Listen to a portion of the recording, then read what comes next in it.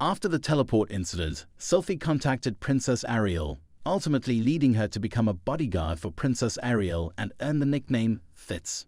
While Ariel is grappling with anxieties regarding the succession, Sophie's dreams draw the two closer together.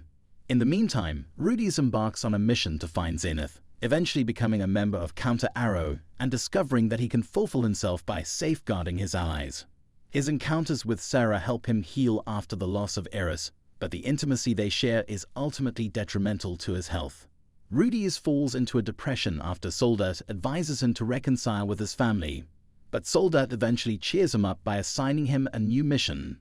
After learning of Rudeus' adventures, Elinalise discovers he resides in the Basharan Kingdom. As Rudeus works through his past and present issues, he becomes more motivated to find Zenith, while the strange link connecting Sophie and Ariel gets stronger. Despite the air of academic superiority, an unexpected undertone of humor and flirtation emerges as Elinalise humorously laments her lack of interactions with guys during their voyage. The episode begins with a shot that fills the viewer with anticipation as Rudeus and Elinalise finally set foot in the renowned Rano University of Magic. As the scene shifts, Rudeus, the guiding light, leaves to meet with Genius, the invitee who is the key to Rudeus' academic aspirations. Genius holds the secret to Rudeus' academic success. Elinalise, who adores the charm and allure of youth, makes the surprising decision to tag along with Rudeus. Her interest is piqued by the possibility of interacting with other young guys around the same age as Rudeus. According to the cryptic narration provided by Rudeus, Elinalise is held captive by a curse that has a tenuous hold on her life. This complex curse can only be undone by Elinalise engaging in repeated physical interactions with a guy. Rudeus, seated across from Genius, confidently expresses his earnest desire to become a member of this prestigious organization, even though he is confronted with the necessity of passing a trial exam. As they get closer to this critical test, Genius explains the various courses offered at the institution. Healing, cleansing, and removing curses are just some subjects covered in an unusual selection of classes that go beyond the traditional realm of magical studies. This extension casts the educational establishment in a more vivid and holistic light. As Rudeus gets ready to face his opponent, Fitz, a character wrapped in ambiguity, the mood in the training hall becomes increasingly charged with expectation. Fitz is a mysterious figure. Everyone is taken aback when Fitz reveals her true identity to be Sophie, and this unexpected turn of events sets the stage for a clash of epic proportions. The battle begins with a mesmerizing performance of silent incantations, and it ends with Rudeus crushingly defeating his opponent thanks to his unparalleled expertise in the arcane arts. However, when Rudeus struggles with the consequences of his success, the flow of the story shifts in a different direction. While certainly cause for celebration, his victory is laced with worry about Fitz's standing in the community. To fulfill this requirement, Rudeus was granted admission to the university on the condition that he would be considered a particular student. This status would exempt him from regular classes, would exempt him from fees, and he would need only a monthly appearance at homeroom. An unanticipated feeling of togetherness is brought to their shared experience because Elinalise will also be walking through the sacred corridors as a student. The passionate welcome speech that Ariel gives as student council president is the climactic moment of this episode. It is a message of hope for the incoming students' future endeavors. As the school day hours go by, familiar faces keep popping up in the narrative tapestry that Rudeus is weaving. A heartwarming get-together with Zenoba Shoron, the gregarious prince, brings on feelings of friendship and melancholy. A group of brilliant students, each with their particular brand of arrogance, provides a vivid layer to the university's diversified terrain. This group of students is one of the introductions. Despite this, the mysterious Miss Silent's absence casts a confusing shadow, compelling listeners to explore the depths of her research-driven exemption from homeroom. Rudeus' investigation, driven by his desire to acquire knowledge, brings him to the heart of the institution, the library. Within its holy walls, he embarks on an adventure to unravel the secrets of Fito's teleportation disaster. Amidst a plethora of opportunities, fate brings about an unanticipated meeting between Rudeus and Fitz, when they both find themselves in the same place at the same time. This unanticipated meeting catalyzes a discourse in which Rudeus' search for answers plays out in front of Fitz's very eyes. Despite their prior contact, Fitz's surprising lack of wrath contributes to Rudeus' perception of him as having a fascinating aura, inspiring admiration and fascination. An unplanned run-in with Luke, Princess Ariel's trustworthy bodyguard, occurs amid exploratory activities and intellectual conjectures.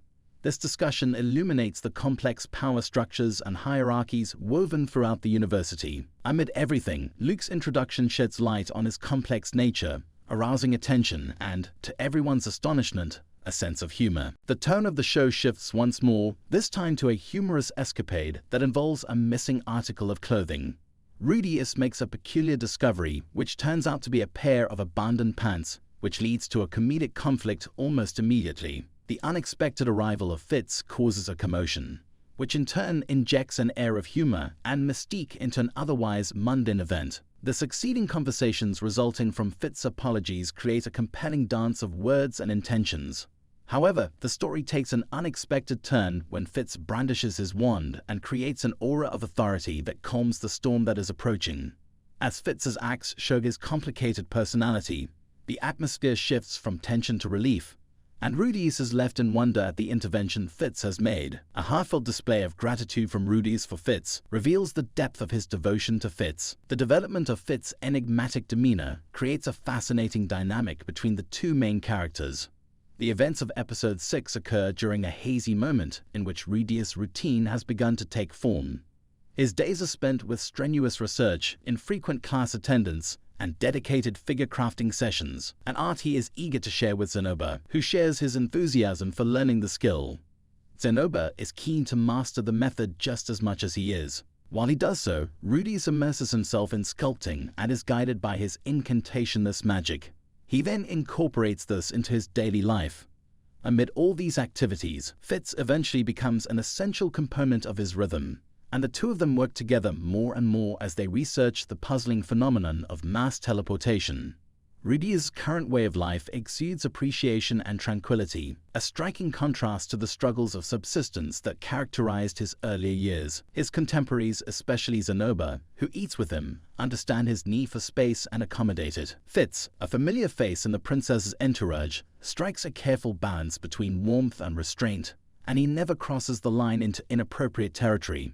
During this time of relative calm, Rudeus's focus shifts in an unexpected direction, becoming fixated on bringing his figurines to life thanks to Zenoba's persistent prodding.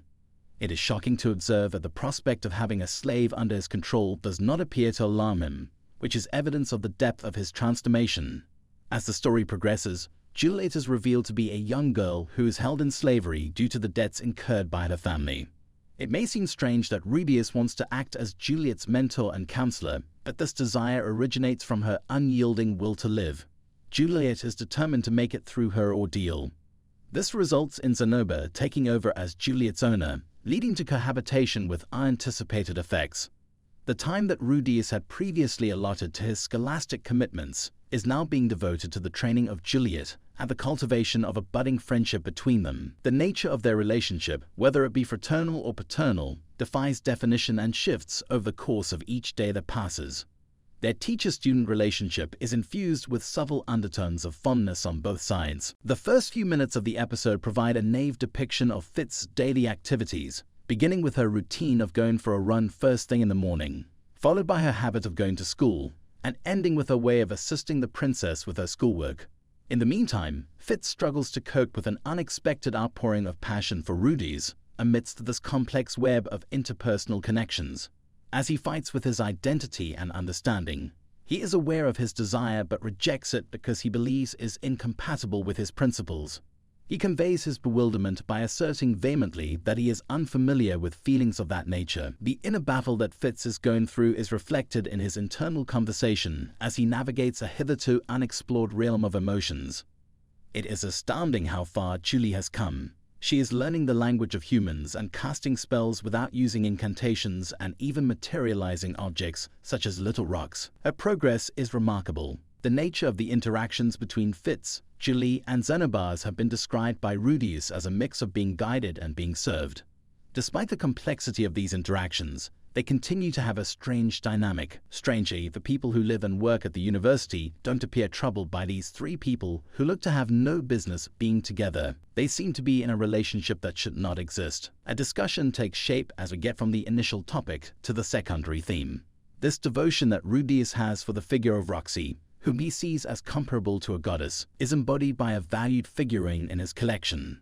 Zenoba says that Linnea and Pursuina have accidentally shattered the figure in a bet they were engaged in. The chance was to see who could break the figurine the fastest. Rudeus, motivated by the need for vengeance, hatches a plot to pit himself, Zenoba, Lydia, and Pursuina against one another to achieve his goal. Rudeus prevails in the battle by utilizing his magical abilities to his advantage, and with Julie's assistance, he locks the two young women in his room for the remainder of the day. When Rudeus' retaliation takes an unexpected and potentially dangerous turn, the plot takes an unexpected and potentially dangerous turn. When Rudeus and Pursuina are being kept hostage by their pursuers, he performs a magic experiment using Pursuina. This move shows Rudeus' commitment to holding them accountable for the results of the choices they've made in the past. Rudeus is not afraid to take risks, but he does it carefully since he is well aware of the consequences that may result from those risks. Fitz, who was questioned about this predicament, tackled the problem while having all the pertinent information.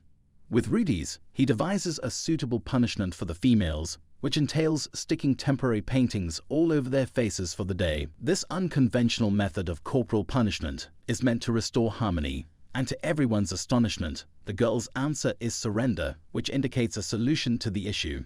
As the plot develops, Zenoba and Julie are removed from the scene, allowing Fitz and Rudeus to spend quality one-on-one time together.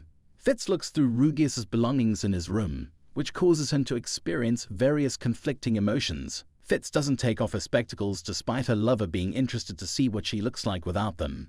This is because she wants to honor her pledge to the princess. As Mushoku Tensei, jobless reincarnation continues, we are presented with a tapestry that weaves together themes of aspiration, friendship, and the uncovering of the human heart. With each new episode, the canvas expands, providing us with a more immersive experience that will continue to keep us interested and hungry for more. Watch for the forthcoming episodes, which will unveil new parts of the quest and shed light on the secrets and desires that motivate our most cherished characters. Let the echoes of their stories continue to reverberate until the next exciting chapter of this enthralling saga is released.